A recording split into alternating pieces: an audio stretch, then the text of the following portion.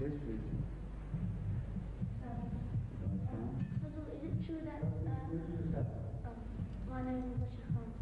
Bashir Khan. Son of? Mon nom est Mubashir Khan. Mohammed Yamin Khan. Oh? Mohammed Yamin.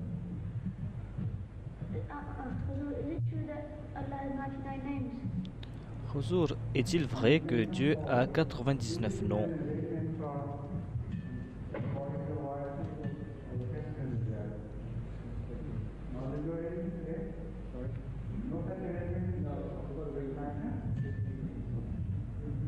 The question was that Here, come and speak into the microphone. is it true that Allah has 99 names? Ma question est, est-il vrai qu'Allah possède 99 noms? Oui, répond sa sainteté. Il possède 99 noms et beaucoup plus que cela. C'est le saint prophète Mohammed B. soit lui qui a évoqué cela. Il déclare qu'Allah lui a dévoilé 99 noms. Et ces 99 noms ont été évoqués dans les hadiths. 99 noms ont été révélés à l'homme, car l'homme a uniquement la possibilité de comprendre Dieu par l'entremise de ses 99 attributs. Mais s'il existe un autre être qui possède plus de sens que nous, si par exemple cet être possède 7 sens, si c'est une espèce de vie supérieure, alors certainement Allah va dévoiler plus de noms ou plus d'attributs à cet être. Si par contre il y a une autre forme de vie, une espèce de vie inférieure à l'homme, alors Allah va se manifester différemment et il va se révéler à une échelle moindre. Il va se manifester dans une moindre mesure que de la façon dont il s'est manifesté au saint prophète Mohammed B. soit lui. Peut-être qu'il va manifester que 50 attributs. On peut comprendre cela à la lumière des enseignements religieux. Allah n'a pas révélé ces 99 attributs au prophète Adam ou au prophète Lot ou au prophète Abraham.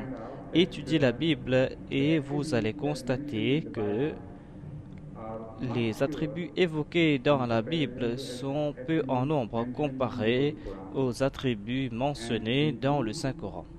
Et vous devez aussi inclure ces attributs qui ont été révélés au saint prophète Mohammed Mustafa sallallahu alayhi wa sallam, des attributs qui ont été évoqués indirectement dans le Saint-Coran. Incluez ces attributs dans la liste, car, comme je l'ai déclaré, ces attributs ont été évoqués indirectement dans la forme des versets dans le Saint-Coran. Ces attributs n'ont pas été évoqués dans la forme d'un nom distinct. Donc, lorsqu'on compte ces attributs, l'on arrive à en dénombrer 99. L'homme à des étapes initiales a reçu en révélation moins d'attributs de la part de Dieu par rapport à ceux qui sont venus plus tard et qui se trouvaient à un état plus élevé. Et on peut appliquer ce même principe aux autres créatures dans l'univers. S'il y a des êtres inférieurs à nous, alors il se peut qu'il y ait aussi des êtres supérieurs. Mais on ne peut limiter Dieu. Dieu n'est pas limité et personne ne peut comprendre Dieu. Donc, lorsqu'on comprend cela, c'est là qu'on sera imbu d'humilité. On peut dire en termes relatifs que Dieu s'est révélé à nous par l'entremise de 99 attributs, mais l'on ne peut déclarer qu'il possède uniquement 99 noms.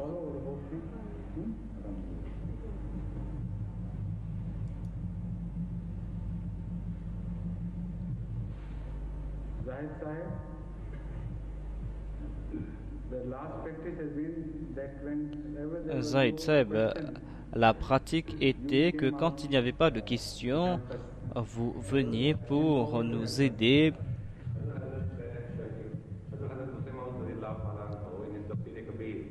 Hadrat Muslim Maud, dans son Tafsir Kabir, a commenté sur la sourate Al-Fajr concernant le pharaon.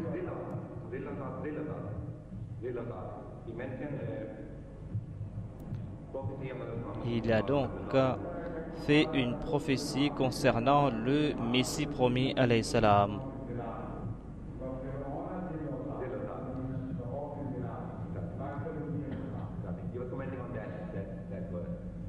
Donc il a commenté sur ce verset et il a déclaré qu'il y a une prophétie concernant le saint prophète Mohammed paix soit lui. Et il a déclaré que le saint prophète a déclaré que le dit Muharram a une importance capitale dans l'histoire du monde, car Dieu avait libéré Moïse de Pharaon. Il a déclaré qu'il y aura un événement similaire dans ma Ummah, et ce jour, ma Ummah sera protégée d'une grande calamité. Donc, quel peut être cet événement? Quand viendra cet événement?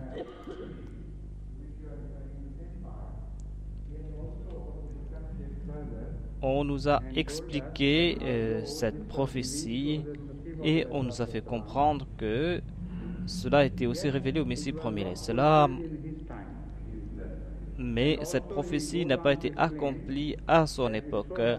Et il a aussi expliqué que dans bon nombre de cas, cette prophétie va se réaliser dans la vie d'un des califes.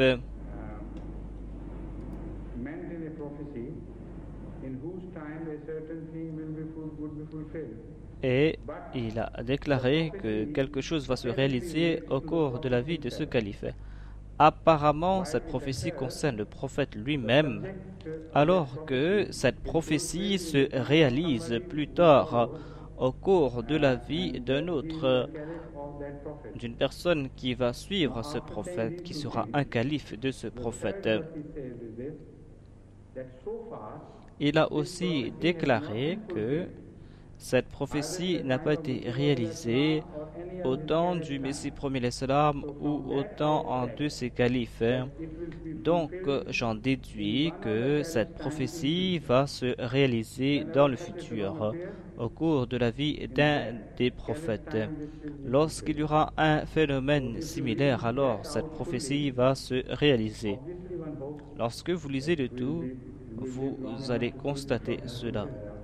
Donc, évidemment, nous voulons voir la réalisation de cette prophétie.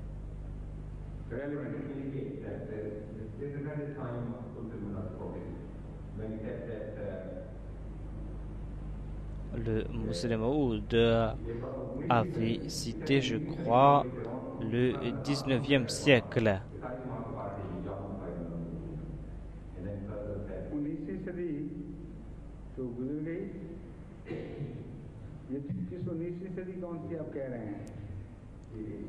C'est quoi le 19e siècle que vous venez de citer? Nous vivons maintenant au 20e siècle et par rapport à l'Hégire, nous sommes au 14e ou 15e siècle. Je crois que vous avez fait une erreur concernant la date. Le Messie premier l'Islam est apparu au 19e siècle et il a aussi vu le 20e siècle.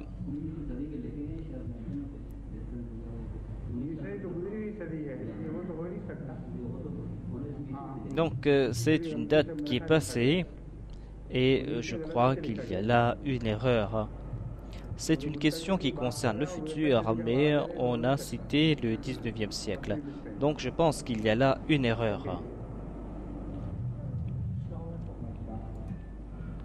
Assalamu alaikum Huzour.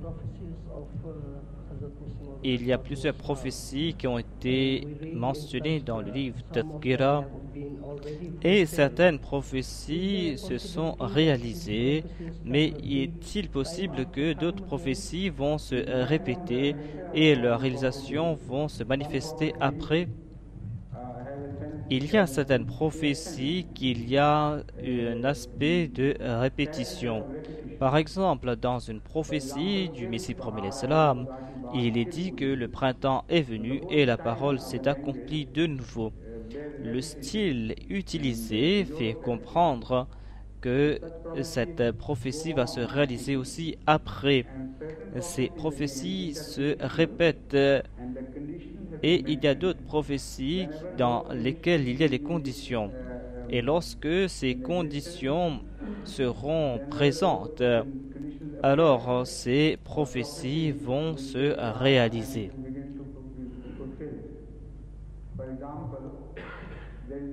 Par exemple, il y a une promesse faite au Messie premier l'Islam, Inni muhinun man arada ihanatak wa inni mu'inun man arada iyanatak. C'est-à-dire que je vais avilir ceux qui veulent t'humilier.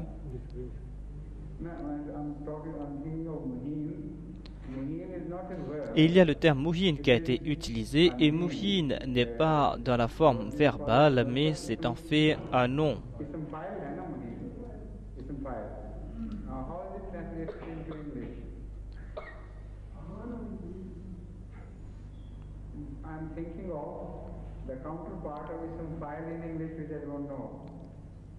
Donc, ici, le terme muhin est un nom, et je suis en train d'expliquer cela, car lorsqu'une prophétie est faite dans la forme verbale, que cela va se passer, cet événement va se passer peut-être une seule fois.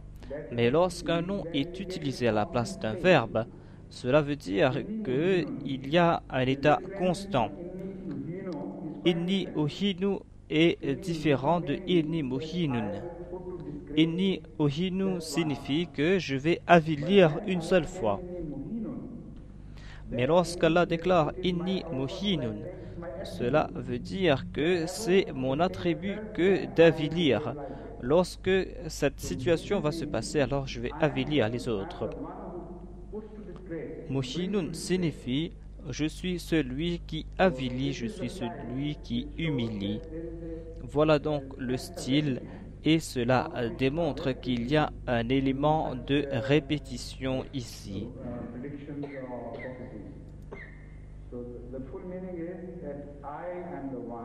Le sens est donc que je suis celui qui avilie, je suis celui qui humilie ceux qui veulent t'humilier, et je suis celui qui soutient ceux qui vont venir t'aider. Voilà donc le sens. Le style est évident ici. Cela veut dire qu'il y a un sens de répétition et que cette prophétie va se réaliser à plusieurs reprises. Et ce n'est pas une prophétie qui va se réaliser une seule fois uniquement. Il y a aussi des prophéties concernant les tremblements de terre ou concernant la peste. Et après 1908 ou après 1907, ces prophéties ont été réalisées à plusieurs reprises. Cela veut-il dire qu'une prophétie qui a été déjà réalisée va se réaliser aussi après le Messie premier l'Islam? Et moi-même, j'ai étudié cela et je crois qu'il y a une chance qu'il y ait une autre épidémie de peste. Il se peut que ce soit possible. C'est tout à fait possible. Et moi-même, j'ai écrit un article à ce propos 12 ans de cela. Et cet article a été publié dans Al-Furqan.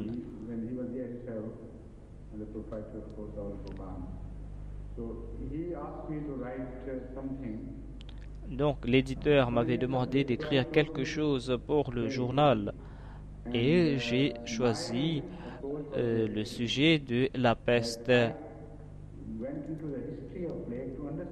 et j'ai étudié l'histoire de la peste car le Messie premier l'Islam avait déclaré que la peste n'est pas une maladie ordinaire, n'est pas une épidémie ordinaire. La peste a été choisie par Dieu pour punir les transgresseurs et pour punir ceux qui ne veulent pas accepter. Lorsque j'ai lu l'histoire de la peste, j'ai été complètement abasourdi par certains faits, à savoir que la peste était aussi présente au temps du premier Messie. Et lorsque j'ai étudié davantage cela, j'étais surpris de constater qu'il y avait des coïncidences, mais ce n'étaient pas des coïncidences, c'était des choses qui étaient décrétées. La peste a frappé dans les endroits où le Christ est apparu, où le Christ a été rejeté et persécuté.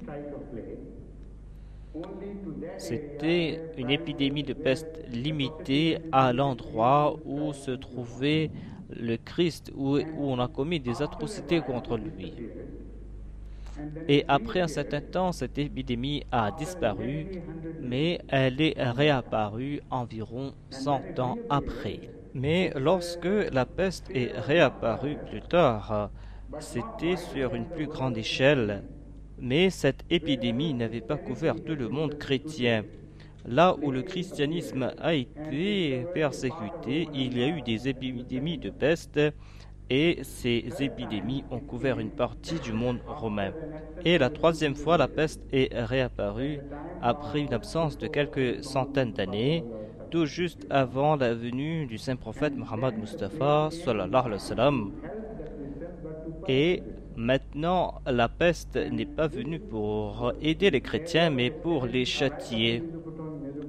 Et la peste s'est répandue jusqu'en Mésopotamie et tout le monde chrétien a souffert de la peste. Cela a été comme un avertissement pour eux, pour les faire comprendre qu'ils avaient rejeté la vérité. Cette peste qui est venue vous aider dans le passé est venue vous châtier maintenant. Et il y a un fait intéressant à propos de la peste. La peste s'est répandue dans le monde chrétien, mais a bifurqué avant d'atteindre l'Arabie. La Syrie a été affectée et cette épidémie s'est répandue à l'est, mais la peste n'a pas été répandue à la Mecque ou à Médine. Et la peste est réapparue une quatrième fois environ 1400 ans après Jésus-Christ.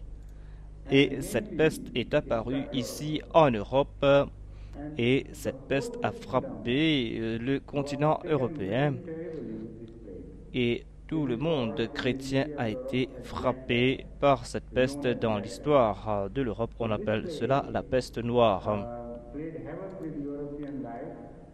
Cette peste a terrassé les chrétiens et leurs villes et dans certains cas, 25% des gens en sont morts et dans d'autres cas, environ 50% de la population a été décimée par la peste.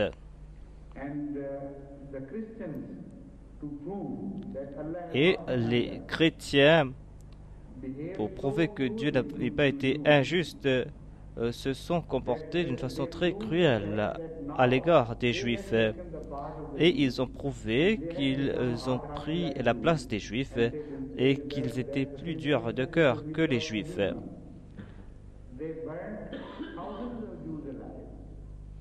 Et ils ont brûlé vifs des milliers de Juifs en les blâmant qu'ils étaient responsables de la peste. Et dans certains pays européens, on a brûlé vifs environ 7000 Juifs.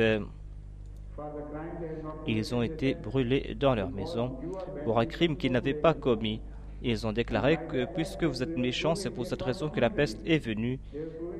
Et ils étaient en train de prouver le contraire. Ils étaient en train de prouver que la peste est venue les frapper, eux, les chrétiens. Donc la peste a un lien étroit avec la religion. Mais la peste a aussi un lien avec le concept du Messie. Généralement dans l'histoire, nous constatons que la peste n'est pas venue aider d'autres prophètes et la peste n'est pas venue châtier non plus ceux qui ont rejeté d'autres prophètes. Mais la peste a un lien spécial avec le Messie. C'est pour cette raison que le Messie premier l'Islam a reçu ceci. Et maintenant, nous sommes en train de nous rapprocher des 100 ans de la peste. Le cycle de 100 ans va être bouclé en 1988.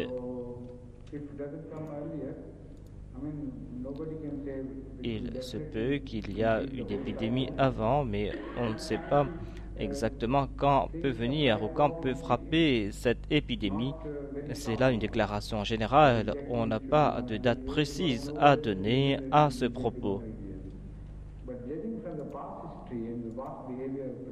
Mais d'après l'histoire, nous pouvons dire que la peste va frapper de nouveau et dans une plus grande mesure. Et cela peut frapper vers la fin des années 1980.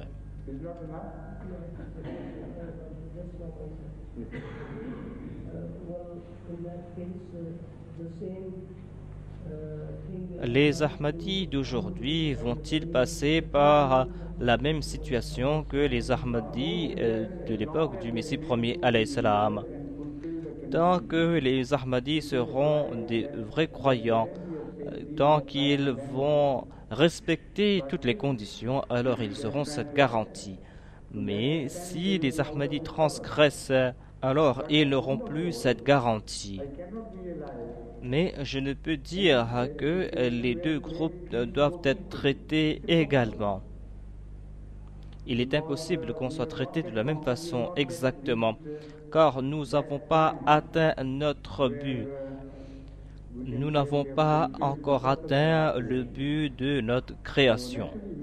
Donc, tout naturellement, nous espérons que Dieu ne va pas nous frapper par la peste avant que nous ayons atteint notre but. Mais la peste va jouer le même rôle et va distinguer les Ahmadis des autres. Certains Ahmadis ont été frappés par la peste même à l'époque du Messie premier salam, mais ils étaient peu en nombre et bon nombre d'entre ces personnes ont été sauvées plus tard. Et la distinction était claire entre les Ahmadis et les non-Ahmadis.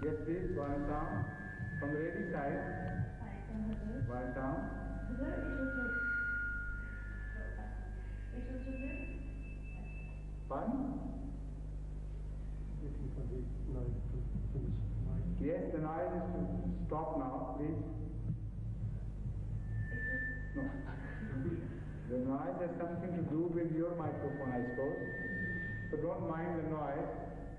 I should try to understand. It was revealed to the promised Messiah that his followers would face hardship. Il est dit que le Messie premier alayhi salam ressemble au prophète Moïse. Peut-on en déduire que nous n'allons pas devoir nous battre comme les Juifs ne sont pas battus pour avoir la terre promise?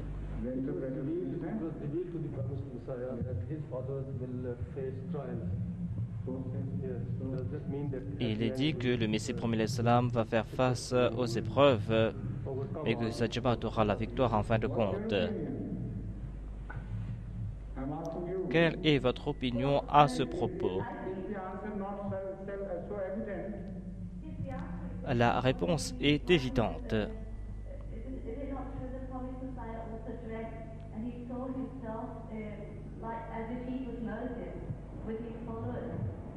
Le Messie premier alayhi salam a vu comme s'il était Moïse et que les Ahmadis le suivaient.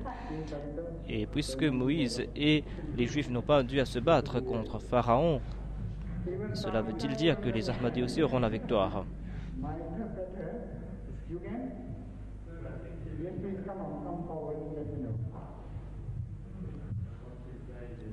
Ceux qui suivaient Moïse n'ont pas eu à se battre pour conquérir la terre promise.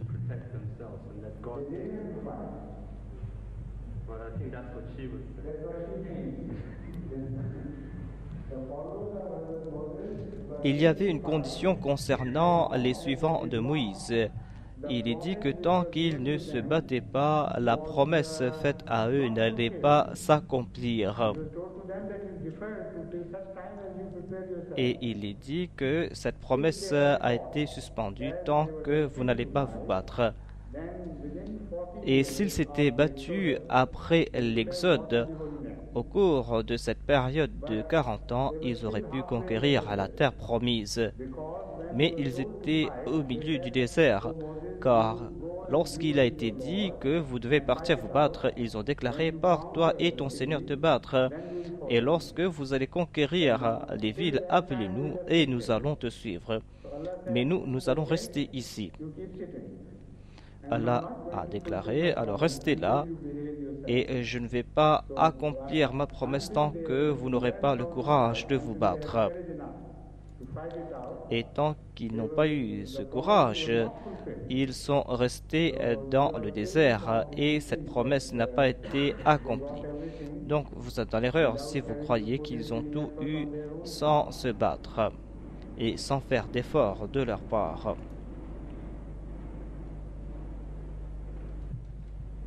Yes, please.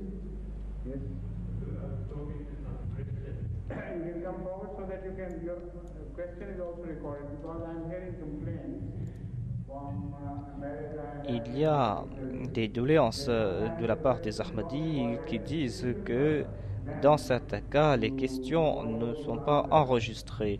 Donc venez de l'avant et parlez dans le micro, s'il vous plaît. J'ai parlé avec quelques amis chrétiens et ils ont déclaré que l'islam est logique, mais ils ne peuvent accepter l'islam car le christianisme a promis le paradis à ceux qui croient dans le christianisme. Et quant aux musulmans, selon eux, les musulmans ne sont pas assurés d'avoir le paradis, même s'ils croient. Donc, il déclare que vous ne pouvez pas être à 100% sûr que vous irez au paradis si vous êtes musulman. Donc, pouvez-vous vous appesantir davantage à ce propos? On doit examiner quelle promesse est vraie et quelle promesse est fausse. Si on fait une fausse promesse, cette fausse promesse sera pire qu'une petite promesse qui est vraie. C'est comme si vous dites à un enfant que viens, je vais te donner beaucoup de bonbons, alors que vous n'avez pas de bonbons du tout. Mais une autre personne promet qu'il va donner un bonbon ou deux bonbons à ses enfants et il a ces bonbons et il respecte sa promesse. Donc sa promesse a plus de valeur que l'autre personne qui a fait une grande promesse sans l'accomplir. Qui sera meilleur? Celui qui a fait cette petite promesse et qui l'a respectée ou la personne qui a fait une grande promesse sans l'accomplir? Voilà donc la question à répondre ici. Cette promesse faite ici par le christianisme peut être disséquée ici-bas et on peut prouver que cette promesse est erronée car la philosophie islamique est telle qu'on peut appliquer cette promesse ici-bas et l'appliquer aussi dans l'au-delà. Ce n'est pas une simple déclaration, mais cette déclaration est aussi étayée par des preuves. Le Saint-Coran a expliqué la philosophie du paradis. Le Saint-Coran déclare que Man kana fi hadhi a'ma fahuwa fil akhirati a'ma, c'est-à-dire quiconque est aveugle ici sera aveugle dans l'au-delà. Ensuite, les anges s'adressent à ceux à qui on a promis le paradis. Nahnu awliya'ukum fil hayati dunya wa fil akhirah. Le paradis que l'islam promet n'est pas quelque chose qui appartient à la vie dans l'au-delà uniquement. Ce paradis débute ici et on commence à voir les signes de ce paradis ici-bas. Donc on peut vérifier cette promesse. Ce n'est pas une simple déclaration et ce n'est pas comme si vous fermez les yeux sans savoir ce qui va se passer. Il est dit qu'ici-bas, nous allons vous montrer que vous abandonnez à ce paradis et que vous allez voir les signes du paradis. Ceux-ci ont été énumérés dans le Saint-Coran. La Bible est silencieuse à ce propos. Donc, tant que c'est une déclaration irvérifiable, comment peut-on croire dans une telle promesse? Pourquoi ne pas se tourner vers une autre religion qui fait des déclarations plus frivoles? Donc, on doit comparer ces déclarations et juger cela scientifiquement. Mais s'ils veulent voir la vérité, alors l'islam présente ce système. Dans ces deux versets, on trouve la solution. Le Saint-Coran déclare que celui qui est aveugle ici-bas sera certainement aveugle dans l'au-delà. Cela veut tout simplement dire que vous ne pouvez pas espérer jouir du paradis tant que vous n'avez pas développé ici-bas des facultés, tant que vous n'avez pas cultivé ces qualités qui vont vous faire jouir du paradis. Vous devez donc développer ces facultés ici-bas. Et ces versets mentionnent ces changements qui doivent être opérés en la personne qui veut jouir du paradis. La personne en question doit faire des efforts pour affiner son âme et doit pratiquer l'islam ici-bas. Selon l'islam, lorsque vous commencez à pratiquer l'islam sincèrement, vous commencez à générer en vous des organes spirituels. Tout comme vous avez des yeux spirituels. Tout comme vous avez des oreilles, vous aurez aussi des oreilles spirituelles. Mais ces organes vont se former ici-bas. Donc ce verset concerne ces phénomènes. Si vous n'avez pas pu générer ces organes spirituels, ces yeux spirituels afin de voir Dieu et afin de ressentir ces états spirituels, alors vous n'allez pas naître avec des yeux dans l'au-delà. Mais c'est quelque chose que les chrétiens peuvent critiquer et les chrétiens peuvent clamer que nous avons aussi des yeux spirituels, les yeux internes. Mais on doit aussi avoir des preuves à ce propos, afin de démontrer que le paradis qui a été promis est un paradis que l'on jouit ici-bas. Dans le deuxième verset que j'ai cité, ce phénomène a été évoqué. Allah déclare « Tatanazzalu alayhimul malaika alla takhafu wa la tahzanu وابشروا بالجنة التي كنتم توعدون نحن أولياؤكم في الحياة الدنيا وفي الآخرة ولكم فيها ما تشتهي أنفسكم ولكم فيها ما تدعون. » Il est dit que ces personnes à qui on a promis le paradis, ces personnes seront récipiendaires de révélations ici-bas par l'entremise d'anges. La promesse du paradis ne concerne pas l'au-delà uniquement. Ici-bas, ils vont commencer à voir que ces promesses sont accomplies et les anges qui vont venir vont leur parler. Ce seront des anges qui vont parler et ce ne sera pas des sentiments internes qu'ils vont attribuer à Dieu, mais ce seront des phénomènes qu'ils vont observer, des phénomènes externes. Ils vont recevoir ces bonnes nouvelles des anges et ces anges vont leur parler et ces anges vont faire des promesses. Et eux-mêmes, ils vont parler au monde, ils vont dire que les anges nous ont parlé et ils nous ont fait ces promesses. La takhafu wa la tahzanu. Cela prouve qu'ils passent par un état de crainte, un état où on les prive de leurs biens et où l'on commet des exactions contre eux. Ils ont été rejetés dans certains cas. Donc, quand les anges commencent à descendre, ils viennent avec ces promesses. Ces anges déclarent qu'à partir de maintenant, sachez que vous aurez maintenant des yeux et des oreilles spirituelles. Nous sommes venus avec cette promesse et cette promesse va se réaliser ici-bas. Donc, quel meilleur argument donner à ces personnes? À savoir que cette promesse du paradis va se réaliser ici-bas et la Jamaat Ahmadiyya est passée par ces phases. Année après année, décennie après décennie, l'histoire de la Jamaat Ahmadiyya prouve que le paradis nous a été promis et cette promesse n'est pas une fausse promesse ou ce n'est pas quelque chose qui concerne l'au-delà uniquement, mais c'est une réalité que nous constatons ici-bas et nous avons vu cela à plusieurs reprises ici. Donc dites-leur que c'est le moment d'observer. Nous passons par cet état des ténèbres et vous aussi vous pouvez témoigner de ces ténèbres et vous allez voir la lumière poindre.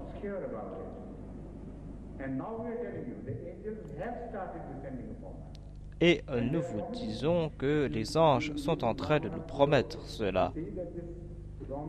Et si vous vivez assez longtemps, vous allez voir que ces promesses sont vraies et les promesses qui ont été faites à propos de la vie après la mort, ces promesses aussi seront réalisées. Mais que dire de vos promesses à vous?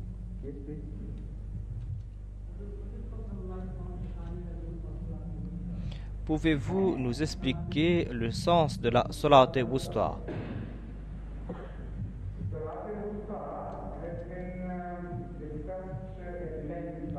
Les exégètes ont commenté sur la Salat-e-Wusta et les différents imams des différentes écoles de pensée ont expliqué la Salat-e-Wusta.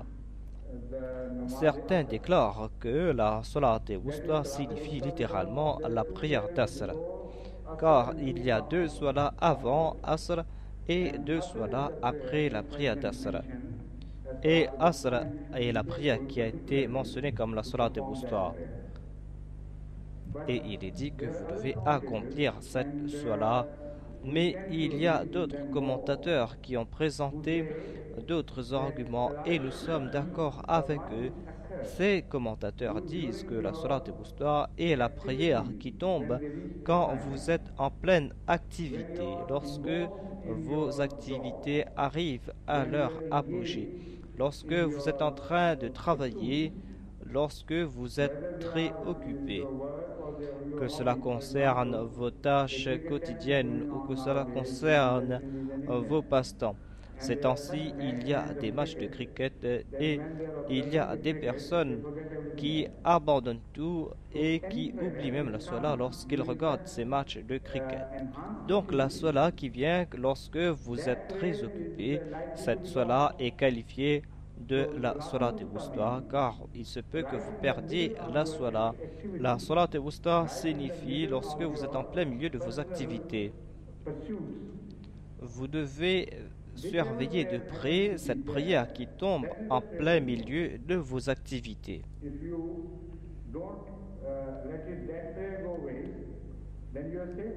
Et si vous surveillez cette salat, alors vous serez sauf, car il sera facile pour vous d'accomplir vos autres salats. Il se peut que cette salat se trouve à la fin de la journée ou au début de la journée. La Salat-e-Wusta peut se passer à n'importe quel moment de la journée et cela ne concerne pas le temps. Et le saint prophète Mohammed Mustafa sallallahu alayhi wa sallam nous a expliqué cela lui-même. Pas par rapport au terme Salat-e-Wusta, mais il a parlé de certaines choses en général et j'en déduis que cette explication de la Salat-e-Wusta est exacte. Le saint prophète, paix soit sur lui, a déclaré qu'Allah est très content de la personne qui prie lorsqu'elle est très fatiguée. Une personne qui a les os brisés, qui est complètement fatiguée, et d'autres personnes qui l'ont accompagné dans cette tâche sont elles aussi fatiguées, mais la majorité de ces gens dorment. car elles ne peuvent se mettre debout pour adorer Dieu. Mais il y a une seule personne qui est fatiguée elle aussi, mais qui accomplit cette soie-là. Elle accomplit cette soie-là avec une grande attention et en plus elle en tire une très grande joie de cette soie-là. Il déclare donc cette personne va recevoir un amour spécial de la part de Dieu. Voilà donc le style du saint prophète Mohammed paix soit lui. Lorsqu'il ne mentionnait pas le nom d'une telle personne et lorsqu'il disait que cette personne est aimée par Allah, dans la plupart des cas, cela s'appliquait à lui. C'était par modestie qu'il ne mentionnait pas le nom d'une telle personne. Il déclare qu'Allah m'a fait comprendre que telle ou telle personne est aimée par Dieu, et dans la plupart des cas, cela s'applique à lui. Donc, il évoquait sa personne sans se dévoiler. Donc, il se peut qu'il y ait eu un incident similaire de ce genre, à savoir peut-être qu'au cours d'une bataille ou peut-être après une dure journée, tous les Sahaba, les compagnons, étaient fatigués et sont partis dormir, et seul le saint prophète Mohammed paix soit lui s'est levé pour adorer Dieu. Et l'histoire témoigne que cela s'est passé à plusieurs reprises. Voilà donc la Salat al-Wusta selon mon interprétation. C'est la Salat qui est très difficile à faire. Si vous protégez cette Salat, alors vous avez la garantie qu'Allah va vous choisir pour vous octroyer un amour spécial. In the newspaper and televisions about a bishop who says there was no virgin birth of Jesus Christ or the resurrection. Il y a certains chrétiens qui disent qu'il n'y a pas eu d'immaculée conception et ils ne croient pas dans d'autres doctrines. Donc maintenant les chrétiens sont en train de se battre entre eux. Ce n'est pas là quelque chose de nouveau. Et cela s'est passé pendant des siècles et des siècles. Cela s'est passé dès le début de l'histoire chrétienne. Il y avait certains qui ne croyaient pas qu'il y ait eu d'immaculée conception. Et on peut trouver d'autres dénominations chrétiennes ici et là qui ont de telles croyances. Cela se passe ici et là. Il y a certains qui arrivent à présenter l'argument plus que d'autres. Mais après quelque temps, tout cela s'éteint. Mais ce n'est pas quelque chose de nouveau. Mais la chose la plus importante pour nous est que nous devons en tirer certaines leçons. En dépit de ces faits, ces personnes ne sont pas intolérantes.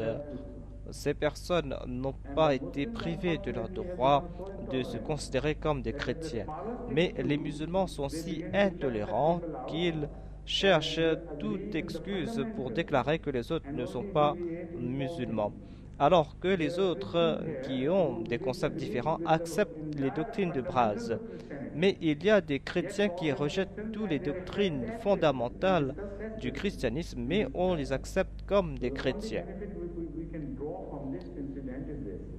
Voilà donc la seule leçon à tirer pour nous les musulmans.